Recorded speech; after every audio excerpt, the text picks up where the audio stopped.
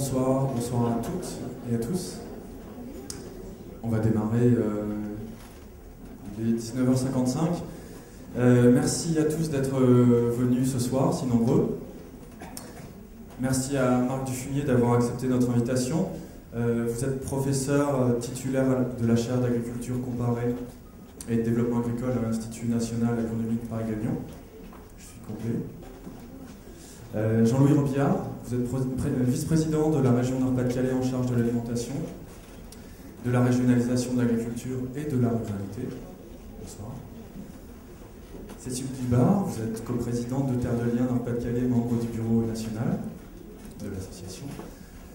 Et merci à François Théry également, vous êtes agriculteur, président de l'association du CEDAPA.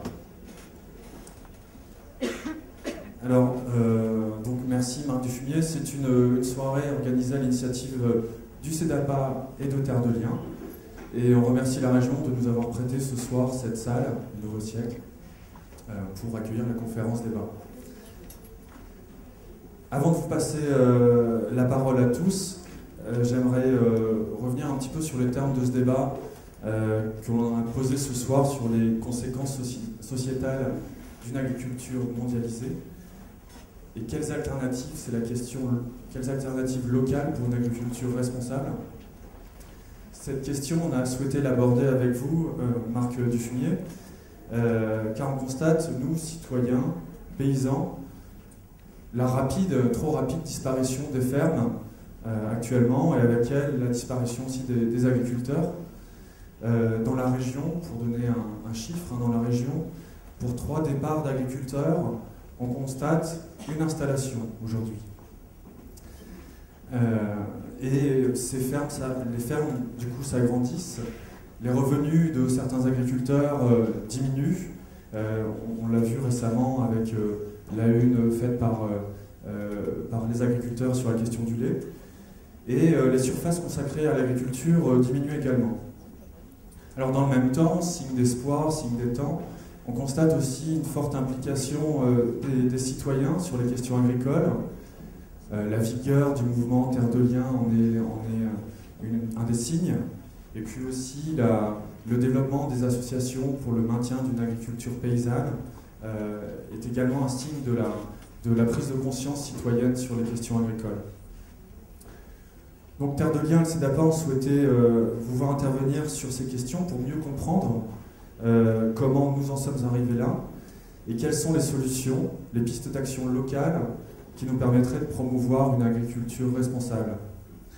Responsable à la fois pour les paysans, avec des niveaux de rémunération plus justes, le maintien de l'activité, voire la création d'emplois dans un contexte quand même de croissance du chômage, et puis plus responsable aussi pour nous tous, citoyens et paysans, pour avoir une nourriture saine, de qualité, faire en sorte que l'agriculture participe finalement à la protection de notre environnement, à l'entretien de nos paysages et à la préservation de ces biens communs que sont l'eau et la terre. Alors, avant de rentrer plus avant dans le débat, grâce à votre intervention, je vais passer la parole à Jean-Louis Robillard pour nous accueillir dans ce nouveau siècle. Merci. Nouveau siècle, oui. J'espère que c'est précurseur. Bonsoir, donc Jean-Louis Robillard, vice-président de la région, en charge de l'alimentation, de l'agriculture régionalisée et de la ruralité. Donc heureux d'accueillir Marc Dufumier dans cette enceinte. Je connais ses propos et ce soir je vais sans doute encore me régaler. Il est plus facile d'introduire un débat comme celui-ci que d'inaugurer la grand-messe de Terre en Fête vendredi dernier. J'espère être en milieu moins hostile. Alors, satisfait donc d'accueillir Marc Dufumier. Notre agriculture régionale est souvent illustrée par sa puissance. Et c'est vrai que l'agriculture régionale est puissante. Elle a la première place en pommes de terre. Elle fait 11% du produit intérieur brut dans la région. Elle fait 20% des actifs. Donc, effectivement, il y a une agriculture régionale qui est performante, très liée à l'agroalimentaire. Et on la présente souvent sous cette forme-là. Mais on oublie de dire, et tout à l'heure Julien le disait, qu'en 2020, on prédit 7000 exploitations, alors qu'aujourd'hui, il y a 13 800 exploitations professionnels sur la région Nord-Pas-de-Calais. Donc ensemble, il faudra qu'on voit ce que l'on veut et quels objectifs on se donne si demain on veut qu'il y ait encore des paysans en Nord-Pas-de-Calais. Je rappelle qu'en France, on est en capacité de produire les mêmes productions actuelles avec 150 000 paysans et il en reste 500 000. Donc les objectifs sont là devant nous et il va falloir qu'on résolve un certain nombre de choses. Ensuite, on la présente souvent donc comme une agriculture puissante, mais on oublie de dire qu'aujourd'hui, une association comme l'Arcade, qui est l'association de soutien aux agriculteurs en difficulté, accueille de plus en plus, tous les jours, des agriculteurs qui veulent s'inscrire au RSA, et il faut qu'on le sache. Il faut aussi qu'on sache que l'agriculture régionale est une agriculture endettée. Endettée, pourquoi? Parce qu'on a tendance aujourd'hui à surestimer la valeur des exploitations. Et on a tendance à mettre les jeunes que l'on installe dans des systèmes qui les obligent à avoir des taux d'endettement très élevés. Dans des prix aujourd'hui qui sont fluctuants, on les met souvent dans des conditions très difficiles. Il faut aussi qu'on sache ça. Donc, eh bien aujourd'hui, beaucoup d'agriculteurs prennent la route de l'Arcade pour être au RSA. Le taux d'installation, sachez aussi que ces dernières années, il est au plus bas. On comptait en gros 200, 220 installations en Nord-Pas-de-Calais. Aujourd'hui, par département, on est aux environs de 65, par département 70, je crois. Donc un taux d'installation très faible, et quand on demande à la profession pourquoi il y a un taux d'installation très faible, c'est parce qu'aujourd'hui, comment voulez-vous devenir agriculteur avec une agriculture qui ne rémunère plus forcément ses paysans? Même s'il y a eu quelques bonnes années, il faut quand même se rendre à l'évidence qu'aujourd'hui, la baisse des revenus, 30% des revenus, quelle catégorie socio-professionnelle accepterait aujourd'hui de baisser de 30% de ses revenus sans descendre dans la rue? Question que je pose. Ensuite, donc je parlais du taux d'installation, la délocalisation aussi et la concentration de l'appareil de production et de transformation se poursuit.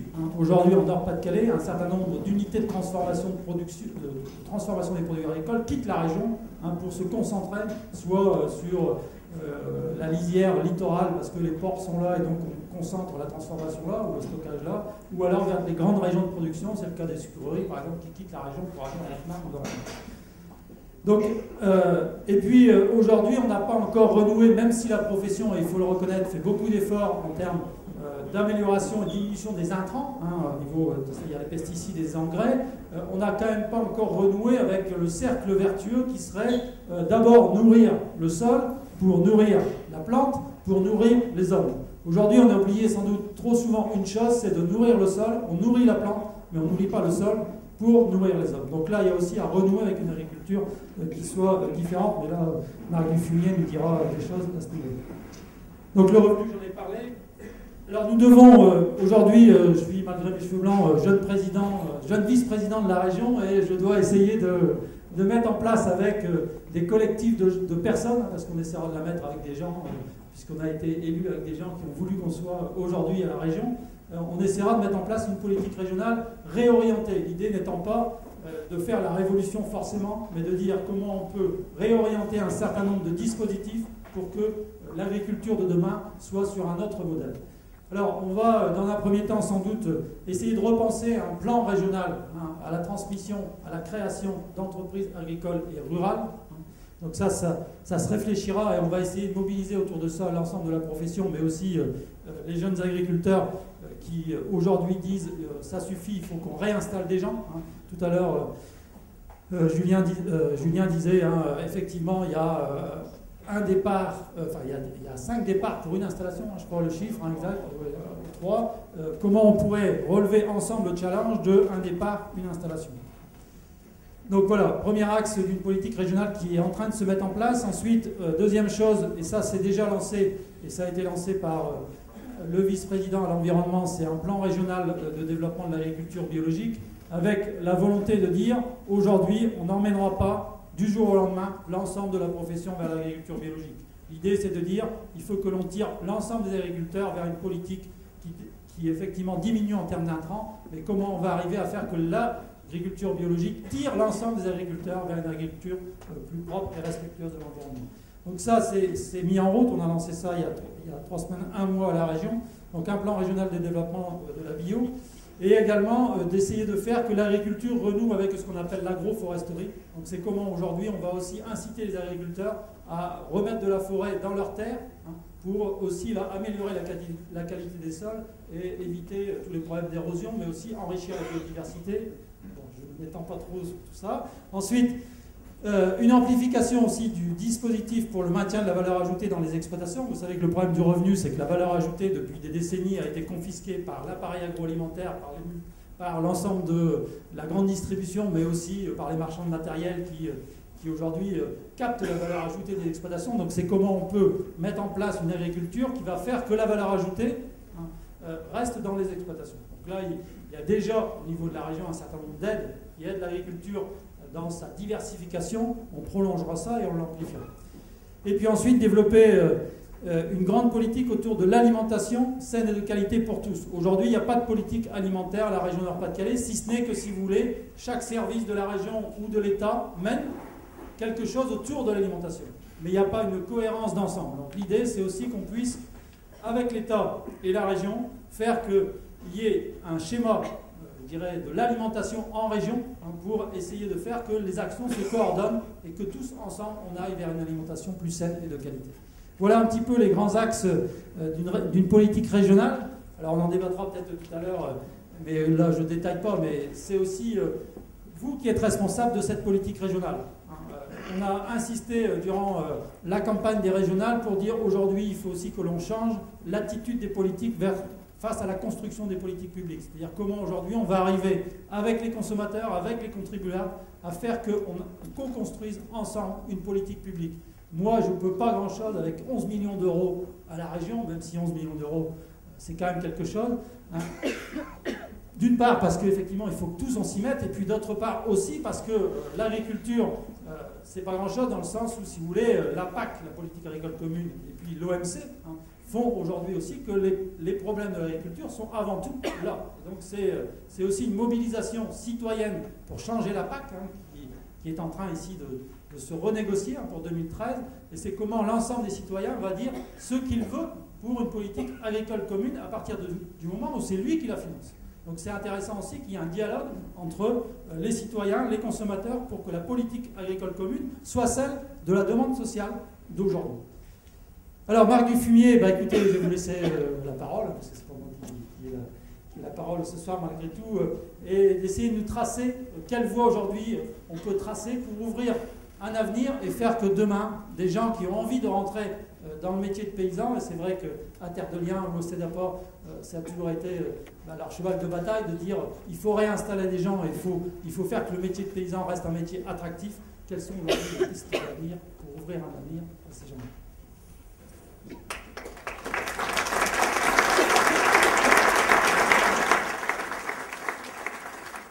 Merci. Je passe la parole à Cécile Dubar, donc, de Terre de Liens, pour nous présenter en quelques minutes, assez rapidement, l'action de cette association. Bon, je fais vite, mais tu me coupes si je dépasse. Bonsoir à tous. Pour vous présenter un peu largement, parce que évidemment, je ne vais pas rentrer dans les détails, mais pour vous donner une petite idée de ce qu'est Terre de Liens, pour suivre aussi ce que dit Jean-Louis et ce que dit Julien, qui ont bien planté le décor, j'ai du travail en moins, c'est qu'en fait, Terre de Liens est un mouvement de citoyens assez vaste, entre guillemets, d'horizon, puisque l'idée de Terre de Liens est d'interpeller les citoyens et globalement l'humain sur la question de l'accès à la terre et de l'usage de la terre. Alors, pourquoi s'interroger sur l'accès à la terre? Donc, je ne vais pas répéter les chiffres des disparitions agricoles. Par contre, il y a d'autres, peut-être deux petits compléments qui sont intéressants à comprendre. En l'occurrence, en France aujourd'hui, on a environ 200 fermes qui disparaissent par semaine. Alors, ça, c'est un chiffre qui est un peu alarmant, mais qui est assez parlant. Alors parfois, c'est évidemment repris par des plus grosses structures, mais parfois c'est simplement, comme le disait Jean-Louis, des gens qui vont frapper à la porte d'Arcade parce qu'ils ne sont plus viables. Trop d'endettement, et en l'occurrence le foncier, l'accès à la terre en est une cause. Et le deuxième chiffre intéressant, c'est de se rendre compte qu'il y a à peu près 160 hectares qui disparaissent chaque jour sous le bitume ou le béton. Et on pourrait dire que ça fait l'équivalent d'un département français tous les 10 ans. Alors je ne sais pas si vous vous rendez compte de ce que ça signifie, mais c'est en gros des terres qui aujourd'hui sont vouées à l'agriculture, donc à la production agricole, qu'elle soit animale ou végétale, et qui sort de cette vocation, a priori définitivement, parce que quand on met du bitume, il faut vraiment pouvoir retravailler le sol. On demandera peut-être à Marc s'il y a des possibilités, mais à mon avis c'est plutôt irrévocable, et donc on appelle ça artificialiser les terres. Donc Terre de Liens s'est interrogé depuis à peu près 1999 par la rencontre de différents réseaux, notamment associatifs, mais aussi des réseaux qui étaient des réseaux agricoles, notamment de l'agriculture paysanne, de l'agriculture biologique et biodynamique, qui ont rencontré le milieu du développement rural, on pourrait dire de l'éducation populaire qui s'attache à permettre à chacun de continuer à s'instruire après les études, en l'occurrence à s'instruire de manière critique, politique sur le monde et à prendre sa place de citoyen. Et d'autres réseaux qui étaient plutôt orientés vers l'économie sociale et solidaire. Et tout ce mélange, tout ce paquet, avec la réflexion et les expériences observées, ont permis de créer Terre de Liens et de proposer à Terre de Liens de dire envisageons l'accès à la terre collectivement et solidairement, sinon on ne pourra rien faire. Et c'est à peu près comme ça qu'est né Terre de Liens. Aujourd'hui, Terre de Liens est un réseau d'à peu près 1000 personnes qui font vivre des associations régionales. Donc il y a 20 associations régionales en France qui sont actives localement sur le terrain, avec des groupes locaux. Il y a pas mal de personnes des groupes locaux de Terre de Liens ici de la région. Et la structure nationale coordonne ce chantier avec un gros travail alors on pourrait dire de lobby, mais c'est surtout un travail de sensibilisation, de coordination et d'interpellation à la fois des citoyens et des collectivités, puisque on se rend compte qu'il y a une grande part à prendre en tant que citoyen. On est tous concernés par la terre d'une manière ou d'une autre, quand on regarde le paysage, quand on y vit, quand on cultive ce paysage, puisque les paysans sont très présents dans le mouvement Terre de Liens. Et la question se pose de quel usage on va en faire sur le long terme. Quand on a passé sa ferme dans une agriculture qu'on considère être durable ou responsable, eh bien on ne sait pas derrière comment elle va être utilisée. Et donc Terre de Liens, pour faire très court, je ne sais pas où j'en suis, Terre de Liens, en tant qu'association, a décidé de créer des outils, des structures qui permettent aux citoyens de s'impliquer sur la question du foncier concrètement. Et comment ça se passe? Eh bien, en fait, 2 structures ont été créées, donc une en 2006 qui s'appelle la Foncière Terre de Liens, et l'autre en 2009 qui s'appelle le Fonds, la future Fondation Terre de Liens. Et ces 2 structures reçoivent de l'argent, soit sous forme d'épargne, soit sous forme de dons, pour permettre collectivement d'acheter des terres et de les louer à des agriculteurs qui, par ailleurs, que ce soit lors d'une installation ou d'une confortation d'une activité, ne sont pas amenés à s'endetter, puisque, on ne l'a peut-être pas encore vraiment dit, mais la terre aujourd'hui est sujette à spéculation. J'ai parlé de l'artificialisation, mais on voit bien aussi le phénomène d'urbanisation qui se passe et l'agrandissement des villes, et tout ça, ça grignote sur les terres agricoles. Et donc, quand on est confronté à ça, on voit bien que l'agriculture recule des villes. On voit aussi comment les terres sont monopolisées par un plus petit secteur, par un secteur de l'agriculture, et n'est-ce pas forcément à ceux qui voudraient s'installer. Et je pense là surtout à ceux qu'on dit dans le jargon, ce qu'on appelle les hors cadres familiaux, c'est-à-dire ceux qui ne sont pas issus du milieu agricole. Voilà. Donc, comme on sait qu'il n'y a plus assez de personnes issues du milieu agricole qui souhaitent s'installer et qu'on a envie de laisser la place aussi à des citadins qui se révèlent être les pieds dans la terre, les paysans dans l'âme, et ben voilà, il y a tout ce travail qui est fait à la fois de sensibilisation, d'interpellation dans des groupes locaux, donc sensibilisation, information et formation des bénévoles, des élus, des différentes formes d'acquisition collective de terre. Et puis, il y a tout ce travail qui est fait donc, ici en région par Stéphanie et William, qui sont nos 2 permanents, avec le conseil d'administration et les groupes locaux, qui travaillent à accompagner des acquisitions, soit par la foncière, soit par le fonds Terre de Liens, et qui en fait sont de cette manière, les terres, j'entends, sorties à la fois de la spéculation foncière, sorties de la hausse des prix, puisque l'idée c'est que ces terres ne soient plus revendues, et qu'on n'en ait plus créé une forme de réserve naturelle vivante, agricole, avec une activité dessus. Alors, la volonté, c'est pas d'acheter la moitié de la France. Par contre, je pense que c'est quelques 20 fermes qui ont déjà été achetées et les 10 fermes qui sont en train d'être données à Terre de Liens, dont la première se trouve dans le Nord-Pas-de-Calais, puisque c'est la ferme de Vertige à Wavrin, qui va être donnée à la future fondation Terre de Liens. Et bien, ces terres ont pour vocation d'être pérennes en activité et de maintenir leur cap en agriculture biologique ou en agriculture paysanne. Voilà, je ne dis pas plus long, si vous avez des questions tout à l'heure.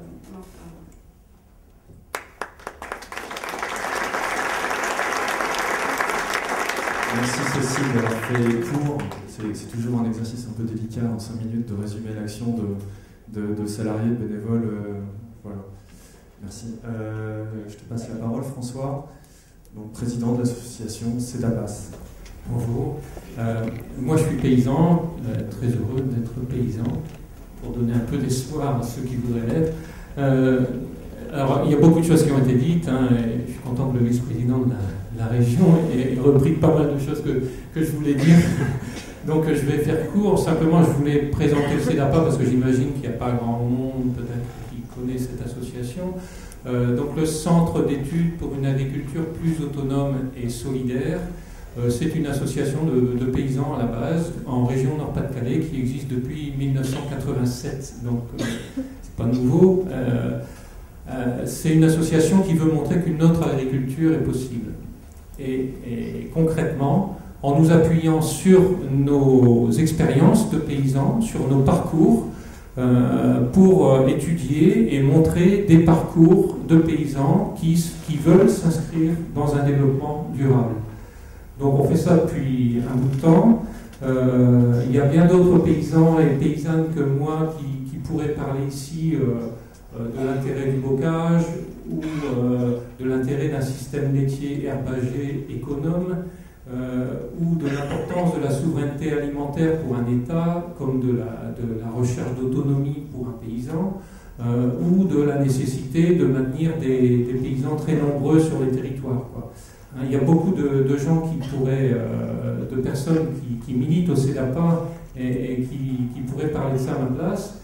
Et moi, je suis riche et très heureux d'avoir vécu une expérience collective, de vivre une expérience collective avec ces paysans. Alors, pour nous, défendre une autre agriculture, c'est d'abord défendre un autre rapport à la nature, un autre rapport à l'argent et un autre rapport aux autres. On est convaincu que notre métier, c'est un métier d'utilité publique. Et on est conscient de notre responsabilité.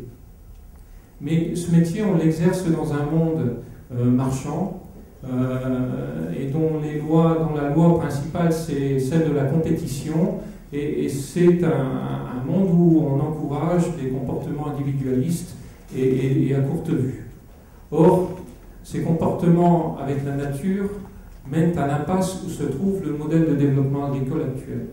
C'est un modèle qui met en œuvre des technologies destructrices pour produire coûte que coûte, pour alimenter l'industrie, voire les automobiles. On en est là. Et cela à grand renfort de subventions pour constater au final, comme ça a été dit, qu'il y a une dégradation générale de la fertilité des sols, des paysages, qu'il y a une perte considérable de la biodiversité, et ça, on en subit les conséquences dans notre métier même, et puis surtout une perte d'emploi continue des paysans depuis 40 ans. Or, pour nous, la solution aux questions sociétales, toutes les questions que se pose la société, elle passe par des hommes et des femmes qui sont non seulement des citoyens avec un bulletin de vote, mais aussi des acteurs de tous les jours. Bon, ça a été rappelé, mais ça montre quelle importance on attache, nous, au fait qu'il y ait de nombreux paysans. Pour nous, c'est essentiel qu'il y ait un grand nombre de paysans pour qu'une agriculture paysanne puisse exister et puisse répondre aux attentes de la société. Alors le CEDAPAS a travaillé sur la charte de l'agriculture paysanne, parce qu'on parle beaucoup d'agriculture paysanne, et depuis que les AMAP se développent, donc je suppose que beaucoup de gens en entendent parler, et nous on a travaillé sur une charte qui nous permet d'accompagner des personnes, des gens qui veulent, soit par leur choix de développement, soit par leur pratique, s'inscrire dans une société plus respectueuse de la nature, et plus respectueuse de la planète, et plus respectueuse des hommes, quoi. Donc en somme, être plus responsable. C'est ce qui nous motive dans notre engagement. Alors, dans la Charte de l'agriculture paysanne, pour nous, un levier essentiel, c'est la recherche d'autonomie par les paysans. C'est-à-dire la recherche de la capacité à faire des choix et à assumer ces choix. Or, par exemple, quand un paysan développe des pratiques économes et autonomes sur sa ferme, eh ben, à la fois il respecte l'environnement parce qu'il économise des ressources rares, quoi, comme le pétrole, et en même temps il valorise le travail parce que souvent ça demande plus de travail. Et donc ça c'est quand même des choses qui vont dans l'intérêt général. Alors cette recherche d'autonomie est d'autant plus difficile dans notre métier que l'agronomie et le bon sens paysan ont laissé une grande place au conseil de gestion et au conseil en technologie. Et cela avec des moyens énormes mis en place. Bon, il y a un autre facteur dans la question du développement de l'agriculture paysanne qui freine les démarches pour aller vers une agriculture paysanne, c'est la question de la concentration des fermes. Et en particulier la question de la concentration du foncier, des terres. Alors aujourd'hui, les terres sont considérées comme un simple facteur de production et avec l'appui des politiques agricoles, on en est arrivé à une spéculation financière sur la terre, quoi, qui fait qu'on constate dans notre région que il existe des fermes, des exploitations agricoles de plusieurs centaines d'hectares qui continuent à capter le foncier sur une logique rentière, et à côté, des petites exploitations qui veulent